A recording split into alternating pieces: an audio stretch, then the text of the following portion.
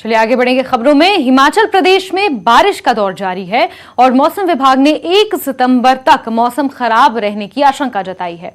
आज के हालात को देखते हुए मौसम विभाग ने हिमाचल में येलो अलर्ट भी जारी किया है।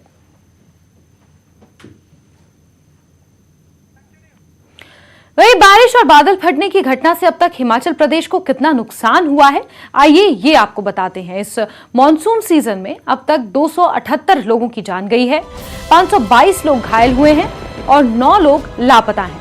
आपदा से अब तक प्रदेश को 147 करोड़ रुपए का नुकसान हुआ है, जिसमें 34 पक्के और 131 कच्चे घर क्षतिग्रस्त हुए हैं। वहीं 153 पक्के और 672 कच्चे मकानों को आंशिक नुकसान पहुंचा है और कुल मिलाकर 1747 करोड़ का नुकसान हुआ है।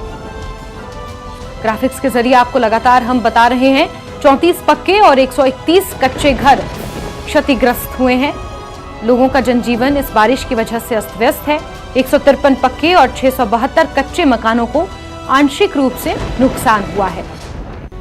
वहीं 587 मवेशी भी इस मॉनसून में मारे गए हैं। कुल मिलाकर 278 लोगों की जान इस मॉनसून की वजह से चली गई है और आगे आने वाले समय में भी जल्द मॉनसून से राहत मिलती लोगों को नजर नहीं आ रही है।